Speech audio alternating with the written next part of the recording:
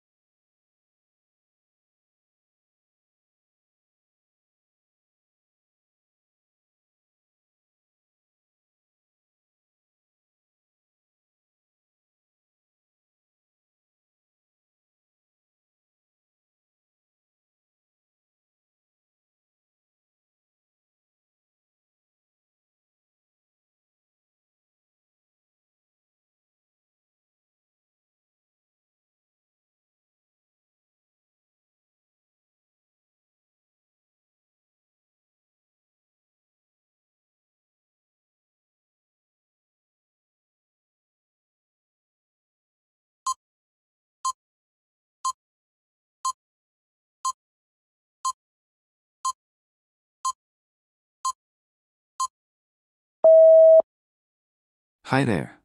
How can I help you today? I'm thinking about studying abroad next semester, but I'm not sure which program to choose. We have several options depending on your major and what you hope to gain from the experience. Do you have a specific country in mind? I've always wanted to study in Europe, maybe Spain or Italy. I'm a history major, so I think those countries would be fascinating. Both are excellent choices. Spain has rich historical sites, especially related to ancient and medieval history. Italy, on the other hand, is known for its Renaissance art and Roman ruins. What kind of courses are you interested in taking abroad? I'm really into Renaissance history, so maybe Italy would be a better fit for me. But I'm also worried about the language barrier. Do the programs offer courses in English? Yes, most universities in Italy offer courses in English, especially for international students. You can also take a language course as part of your study abroad experience. That sounds perfect. I think I'll apply for the Italy program. Thanks for your advice.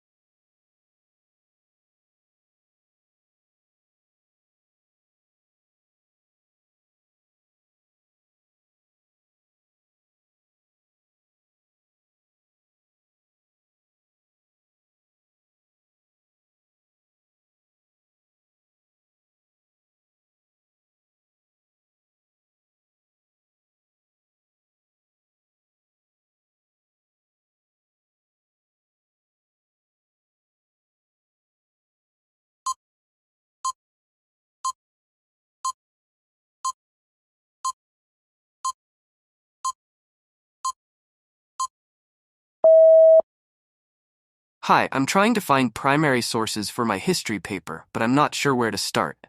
Could you help me? Absolutely. What time period or event are you researching? I'm writing about the American Civil War, focusing on the personal experiences of soldiers. That's a great topic. For primary sources, you'll want to look at letters, diaries, and possibly newspaper articles from that time. Have you checked our digital archives? Not yet. I wasn't sure if they would have what I need. Our digital archives have a vast collection of letters and diaries from the Civil War period. You can access them through the library's website. We also have microfilm copies of newspapers from the 1860s if you want to see how the war was reported at the time. That sounds really helpful. I'll start by looking through the digital archives.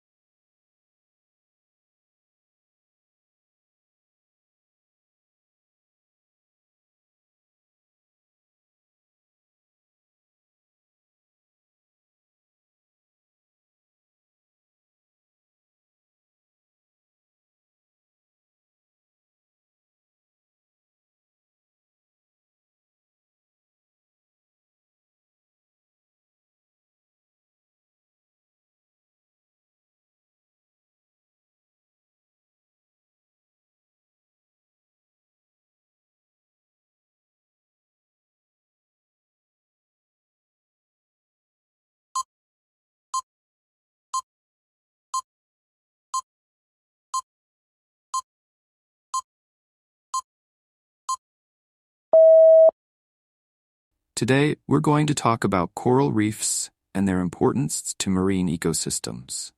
Coral reefs are often called the rainforests of the sea because of their incredible biodiversity. Even though they cover less than 1% of the ocean floor, coral reefs support about 25% of all marine species. Coral reefs are essential not only for marine life, but also for humans. They provide coastal protection by absorbing wave energy, which reduces the impact of storms on shorelines. Additionally, they support fishing industries and tourism in many countries, contributing to local economies. Unfortunately, coral reefs are highly sensitive to environmental changes. Rising sea temperatures, pollution, and overfishing have led to significant coral bleaching events. Coral bleaching occurs when the symbiotic algae that live within coral tissues die off, causing the coral to lose its color and eventually its ability to survive.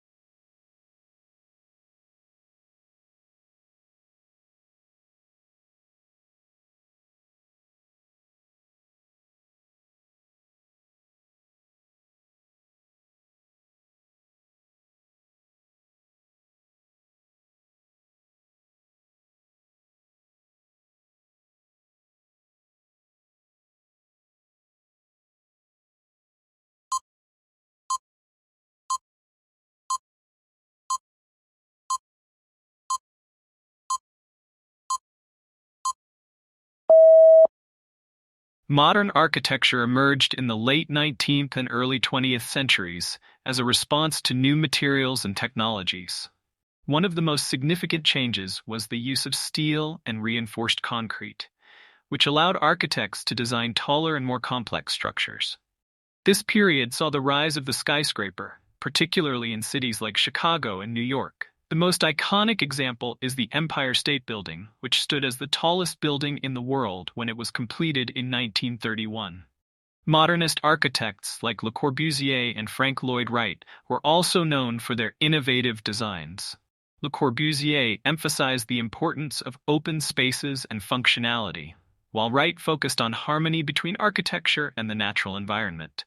His famous Falling-Water house, built over a waterfall, is a prime example of this philosophy.